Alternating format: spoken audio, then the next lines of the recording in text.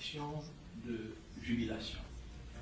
Une réaction jubilatoire, un sentiment jubilatoire, dans la mesure où les importantes résolutions prises aujourd'hui par la CAF, par le comité exécutif de la CAF, confirment et confortent la pertinence de l'option du président de la République, son Excellence Paul Biya, de faire du Cameroun, notre si beau pays, le site d'accueil de très importantes compétitions continentales, à savoir la CAN, le CHAN, c'est-à-dire la Coupe d'Afrique des Nations, CAN Total, et le CHAN, Championnat d'Afrique des Nations. On peut ajouter la Ligue des champions de football africain. Nous avons un sentiment de soulagement, il faut le dire, car en raison du contexte sanitaire international marqué par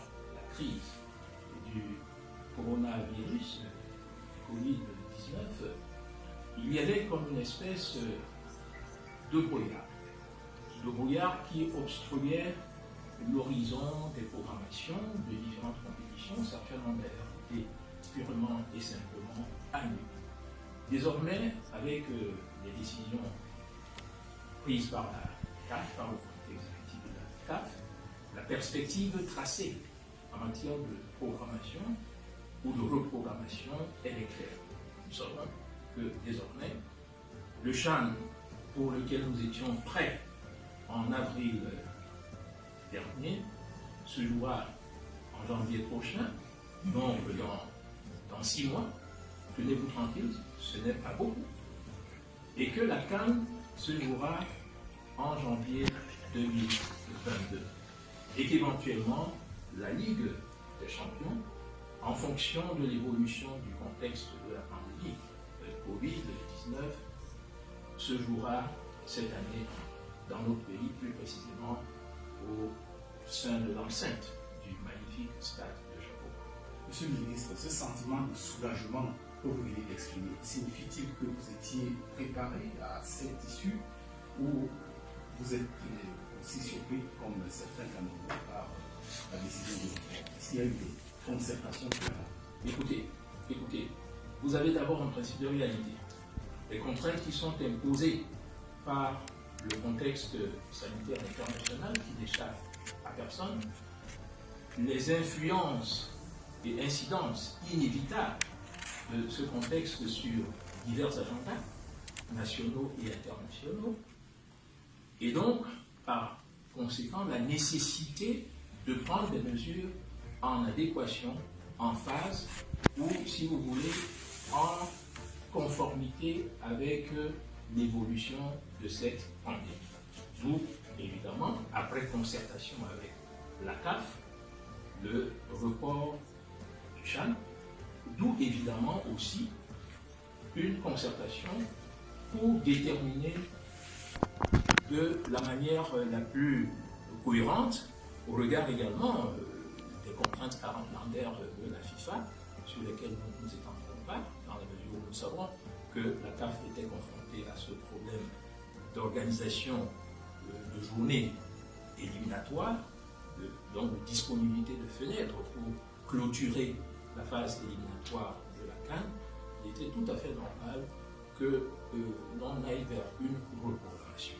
Nous ne sommes pas surpris, mais nous sommes plutôt dans une espèce de soulagement, comme je l'ai dit, qui s'accompagne de la satisfaction de ce que la partie camerounaise, le COCAN, qui intègre évidemment la Fédération camerounaise de football, est en parfaite symbiose, est dans une relation de collaboration harmonieuse et de partenariat fructueux avec la CAF.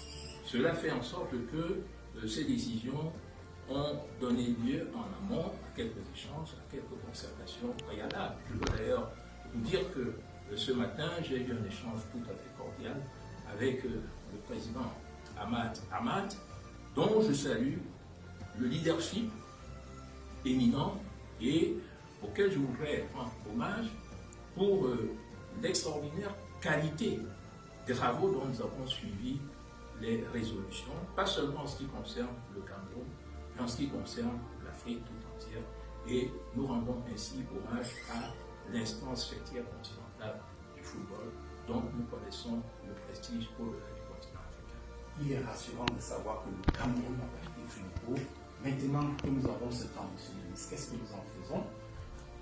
Alors, nous remettrons des pendules à l'heure. Puisque vous parlez du temps, il n'y a pas de temps sans indication ou sans indicateur de temps. Nous avions un curseur placé à un très bon niveau au mois de mars. Et si vous voulez, jusqu'au 17 mars, nous étions à peine à 3 semaines de l'organisation du CHAN, et avec l'ensemble du comité d'organisation, sous la coordination du Premier ministre, chef du gouvernement, le Chief Dr Joseph Dion-Goudé, président du COMITCAN, et bien sûr, sous les très hautes prescriptions du président de la République, le Cameroun s'apprêtait à accueillir avec enthousiasme, dans la joie, comme le disaient les affiches, comme le disent d'ailleurs, puisqu'il est précisé que le CHAN qui se jouera en janvier prochain sera le CHAN de 2020. Nous étions déjà prêts, nous étions quasiment prêts pour l'accueil du CHAN. Maintenant, s'agissant de la CAN, nous pouvons dire que nous avons, sur la presque totalité des sites, qu'il s'agisse de celui de Yaoundé, avec ses deux composantes, Fandena, Omnisport et complexe sportif d'Olémé, dont les travaux sont accélérés et sont à un bon niveau d'avancement qui inspire à la confiance, dans la mesure où la promesse est faite de rendre disponible cette infrastructure en octobre-novembre prochain, tout au moins dans sa composante sportive.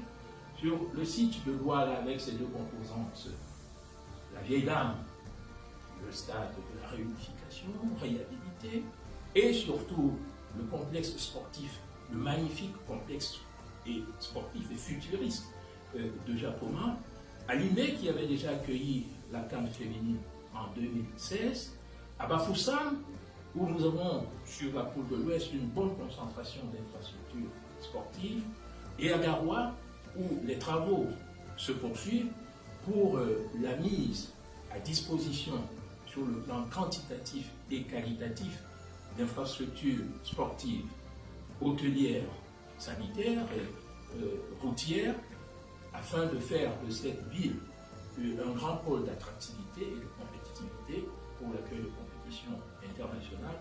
Nous nous remettons résolument au travail pour faire mieux encore que ce qui aurait pu être fait en 2021, c'est-à-dire dans quelques mois. Donc, nous allons mettre à profit ce temps pour mieux faire, davantage faire plus encore, et faire en sorte que la volonté du président de la République, son Excellence Paul Biya, qui est le grand architecte, le grand concepteur, le grand initiateur de cette émergence des infrastructures sportives, cette émergence sans précédent des infrastructures sportives futuristes au Cameroun, de sa volonté d'offrir à la jeunesse africaine de merveilleuses fêtes, soit traduite dans la réalité, dans le concret et dans les faits.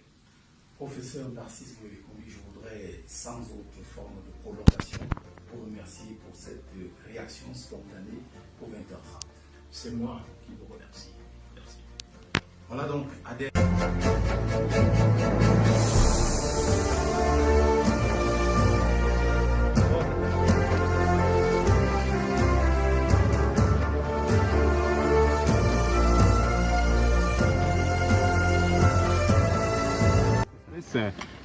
Vous étiez ici au départ, vous êtes de nouveau arrivé, c'est un plaisir de vous revoir. Qu'est-ce qui a d'abord justifié votre retour là? Ouais, moi en tout cas, moi je suis très content de pouvoir revenir et finir le stade que j'ai commencé. Et avec la situation actuelle, sûr on va y arriver. Donc on a fait une visite aujourd'hui qui montre que l'avancement est quand même assez bien. Et avec le support de tous les gens concernés, les concessionnaires, sûr on va y arriver. Alors qu'est-ce qu'il reste à faire, Marc? Donc il y a encore des activités sur l'eau technologie. Vous voyez aussi, il y a encore l'asphalte, la piste d'athlétisme à faire. Il y a des finitions dans le stade même à faire. Donc il y a pas mal de boulot qui reste, mais quand même on a une équipe qui va aboutir à ce défi. Si on vous demandait à quel pourcentage se situe le niveau d'avancement des travaux, vous diriez qu'on est à combien de pourcents? Ouais, disons pour le stade et le stade annexe, on est à 80-85%. Ok, what is... Et vous comptez terminer les travaux? Ouais, il faut quand même être clair là-dessus. Notre priorité est bien sur le stade annexe. Et donc il faut savoir qu'il y a encore l'hôtel et des autres infrastructures. Mais pour les structures de priorité, là on va commencer assez tôt avec déjà le commissioning, de peu à peu faire le transfert vers le client et vérifier les installations. Et notre objectif est encore fin novembre de quand même finir les travaux. Vous qui avez commencé, est-ce que vous revenez là, est-ce qu'il y a quelques difficultés à pouvoir rattraper les travaux? Y a-t-il des choses qui manquent? Attends, moi je suis revenu avec... j'ai pris l'occasion de revenir et naturellement en chantier comme ça, il y a toujours des défis et des choses à résoudre, sinon il n'était pas nécessaire, mais on va y arriver. Okay. Tell us, oui, donc mon nom c'est Marc de Bant et je suis chef de projet pour Magil pour le projet COSO. Ok, Marc, tell us, how many... Avec l'arrivée de Marc, qu'est-ce qui vous a motivé à aller les chercher? Pour le projet, comme on l'avait expliqué depuis le début, on allait recruter un directeur de projet infrastructure sportive. Comme je l'avais expliqué, moi mon rôle n'est pas de diriger le projet, mais bien de diriger les opérations dans le monde. Donc Marc Deman était le candidat idéal, il connaissait le projet, il connaissait le Cameroun. Et encore une fois, tous les gens qu'on a rencontrés et qui ont connu Marc étaient plus qu'enjoués de le recevoir et de l'accueillir à nouveau.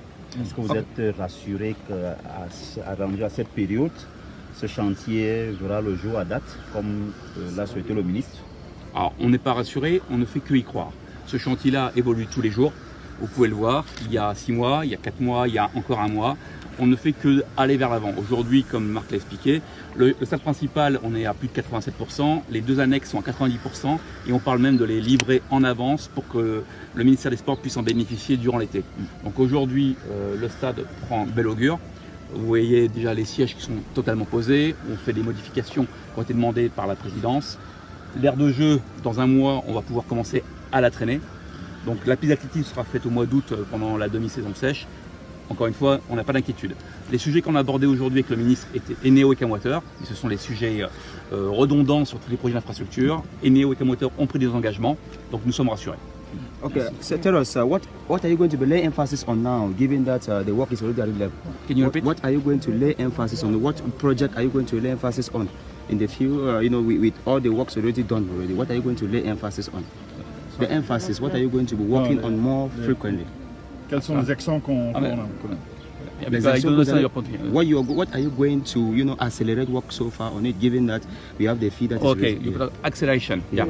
For today, we can't talk acceleration. We are on the country as Africa countries closed.